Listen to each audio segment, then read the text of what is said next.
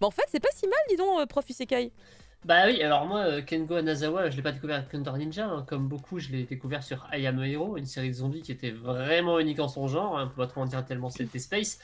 Avec Hunter Ninja, il change de registre en passant à la moulinette à une autre figure classique de la pop culture contemporaine, hein, le ninja. Voilà. Et là, on parle ninja moderne avec un aspect sérieux et premier degré, hein, loin d'être aussi léger que dans une série comme Nabari qui revêt un petit côté surnaturel. Ah, c'était Là, sympa, non, c'est du Nabari. ninja réaliste dans un Japon qui continue de s'en servir comme super espion du 21e siècle, le mec du déguisement et du katana, versé dans les arts du poison, du renseignement et de l'infiltration, capable de marcher sur l'eau et de grimper sur les murs, des ninjas. Il y a des centaines de milliers de ninjas à travers le pays, ils existent cachés parmi nous comme les électeurs du FN, autant c'est ton voisin, tu le sais pas. On va suivre l'un de ces ninjas modernes, installés dans un appart miteux en attente de mission, car quand ils sont pas en mission, ils ont une vie normale, comme tout le monde. Et notre héros, bien que ninja, fait pas vraiment fière allure, il a plutôt l'air d'un gros loser. Voilà. Du coup, ninja, c'est un genre d'humour et d'univers quasi underground, hein, je trouve, qui se rapproche de Fable, en fait, je trouve. Ah oui, oui, oui. Qui aussi chez Pika Je d'ailleurs, trouve qu'il y a hein, une donc c'est vibe, marrant. ouais, je suis d'accord. Avec un héros qui n'en a pas la force, parce que du coup, c'est Fable, c'est quand même un mec qui est surpuissant, tu vois, il a une tête un peu passe-partout, mais à côté de ça, il est fort. Là, on a un héros qui est un peu naze, qui est un peu ridicule. Mais il est jeune, il a 17 ans il est ou très c'est qui, jeune. là? Ouais, il est même pas majeur jeune. en fait. Mais oui. Et malgré tout, voilà, c'est un héros qui a plein de défauts, il semble pas hyper intelligent, mais le jour où on va lui confier une mission, il va s'y donner à fond. C'est cru, hein, avec un humour crade ou giga beauf, mais ça me fait crever de rire. Il y a vraiment des trucs délirants qui sont hyper absurdes, qui même mis premier degré sont à mourir en fait. Genre, je donne un exemple au hasard, hein. T'avais dans la série, t'as un mafieux russe qui cherche à devenir un ninja, et du coup il débarque au Japon en espérant en devenir un, et donc cherche des infos sur un moyen de contacter l'organisation des ninjas. Il sait pas lire le japonais, il parle pas terrible, tu vois. Il va tomber sur un écriteau interdisant aux gens de pisser sur les murs, et le mec va croire que c'est un code secret de ninja qu'il faut couper des bits pour les rencontrer. Et voilà, et c'est une information qui est débile, mais c'est sordide, tu vois. Et ça va se voir dans la réalité en se rappelant à nous par des infos de la télé, par exemple dans les faits divers, tu vois, t'apprends que t'as un mec qui s'est fait couper la tige, et t'as comme ça, t'en as tout le volume en fait. Donc premier tome, c'est plutôt drôle, mais ça se termine sur une note un peu plus sérieuse, qui laisse planer un fil rouge autour de la mission de notre Ninja Loser. Et j'avoue que je suis assez curieux de voir ce qu'on va découvrir par la suite, parce que en fait, quand il reçoit sa mission, on lui file une boîte. Genre c'est une boîte random, et dans la boîte, t'as pas plus d'infos. En fait, il doit il doit deviner sa mission à partir du contenu de la boîte. Mais la mission n'est pas dite dans la boîte. On lui livre le truc et après tu te démerdes. Du coup, à l'intérieur de la boîte, t'as un uniforme, donc tu sais qu'il va infiltrer un lycée. Donc ça sent la grosse connerie déjà. Mais il a un équipement avec qui est un truc de camouflage. Voilà, ça a l'air. Il aurait fallu 2 tomes à la sortie, tu penses, Sid? Je sais pas, j'ai pas lu ce qu'il y a dans le 2, mais c'est vrai que le tome 1 marche bien malgré tout.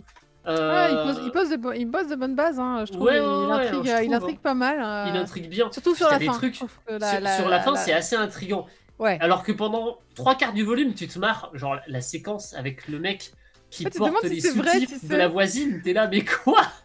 En fait, pendant les 3/4 du volume, tu te dis, mais en gros, c'est dans leur tête, tu vois, que tout est dans leur tête. C'est juste des gens complètement dingues qui jouent à être, ninja. Mais ça, en fait, repose au sur début, rien. tu te demandes si c'est sérieux. Mais ouais.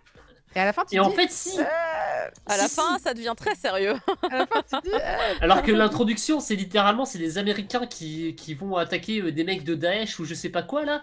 Et ils tombent sur un gars avec la tête coupée en deux. Et ils sont là, ah, c'est sûrement un ninja qui a fait ça, t'es là, quoi? Mais d'où ça sort ce délire? Ça passe un peu du coq à l'âne au début, j'avoue, j'étais en mode. Alors attendez, je vois pas la connexion. Pourquoi on est au Japon maintenant? Qu'est-ce qui se passe? Le pire, je crois que Alors c'est qu'en le fait, si, il y a SDF. des ninjas partout, ils sont là parmi nous et. Le passage du SDF, il est juste. Le passage du SDF, il est trop drôle. N'importe quoi. Avec les gamins. Non, mais t'as un humour absurde, un peu pince sans rire. Mais vraiment, c'est du premier degré. Mais c'est tellement. Tes trucs out of context, t'es là, mais c'est pas possible, c'est sérieux là leur truc, qu'est-ce qui se passe?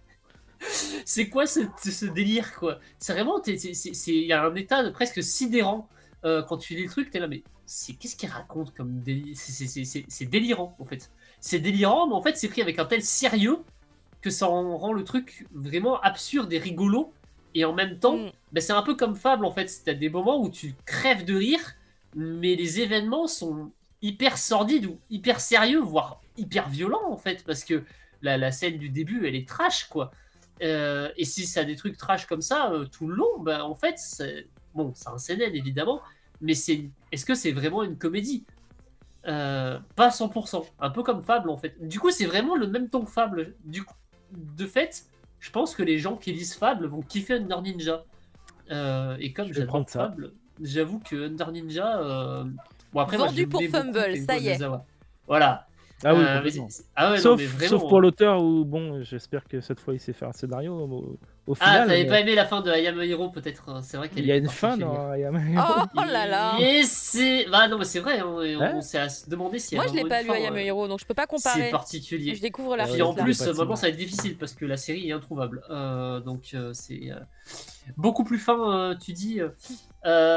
C'est vrai que là, justement, ce que je disais d'Hunter Ninja, c'est qu'il y a un humour qui est presque beauf par endroits. C'est vraiment presque vulgos. C'est assez étrange. Mais moi, j'aurais été assez d'accord pour avoir les 2 premiers tomes d'un coup, en vrai, parce que justement, le truc, c'est que dans ce premier tome, bah, on n'a pas assez de l'histoire vraiment. On a trop de trucs où on fait oh attends, c'est quoi ça? Oui, c'est ça. Il n'y a pas encore d'intrigue en fait. Et je me dis, c'est vraiment des petites scénettes cheloues qui te posent une ambiance et des personnages. Parce que même avec la fin du tome, et c'est pour ça que je me dis, les 2 premiers tomes, ça aurait été top de les sortir en même temps. Ouais, je comprends pour ce titre-là, je trouve. Voilà, c'est mon feeling aussi, je pense, comme Sid pour le coup. Mais oui, c'est crade et beauf en fait. C'est un humour cradingue et ça fonctionne. Du coup, c'est du Fable mais moins filon. Mais dans le ton, c'est vraiment effectivement un truc un peu underground. En même temps, c'est des ninjas à notre époque, donc oui, c'est dans.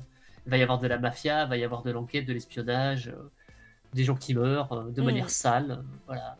C'est spécial, la fin, c'est vrai. Ouais, la fin était bizarre pour I Am a Hero, clairement. Et là, sur la fin du volume, on est avec sa combinaison, et il découvre qu'elle fait des trucs chelous, et voilà, on va rien dire. Mais voilà, tu sens que ça va sur quelque chose d'un peu sérieux. Mais on sait pas vers quoi. En fait, sur le Thomas, on l'a même pas encore vu infiltrer le lycée, quoi. C'est vrai que. Prof, des fois, tu dis des trucs, je me dis, mais. Genre, en fait, j'avais froid, et mais j'ai super chaud maintenant. J'ai trop peur. T'as failli littéralement dire le cliffhanger de la fin du tome. Ah ben non, je donne pas les cliffhangers. Voyons, je sais me maîtriser. Voyons, je suis toujours en dérapage contrôlé, tu vois. Je fais des drifts sur le mont Akina, moi. J'ai pris 25 degrés d'un coup. J'ai fait qu'est-ce qu'il dit? Pourquoi il dit non? L'impression d'un Fable cheap avec des ninjas. Ouais, c'est vrai qu'il y a un peu de ça. Ouais. Mais l'humour est très différent, mais ça me fait rire. Vraiment, je suis peut-être un peu beauf sur les bords, c'est bizarre. Mais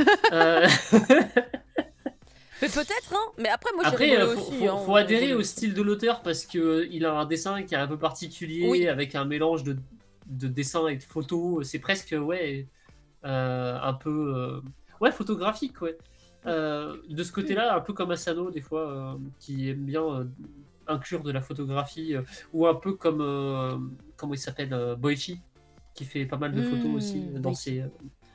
Mais là, oui, plus peut-être Hiroya Oku, l'auteur de Gantz, en fait. Ah, ça ressemble beaucoup plus à. Ouais. Mais ça marche bien, moi ça me va. Il y a un côté, il arrive à décrire des personnages avec des physiques qui sont très passe-partout, avec un côté un peu pathétique. Ça marche bien, ils sont attachants. On suit les mecs dans leur vie de quartier, alors que c'est un ninja et puis personne ne le sait évidemment. Ça marche, franchement, j'attends le tome 2. Super, merci beaucoup Prof Isekai. Voilà, c'était son avis sur Under Ninja. Le tome 2 sort bientôt. On vous a montré la couverture d'ailleurs de Pika tout à l'heure. Et pour la dernière review, voilà, on va passer à quelque chose de trop mignon.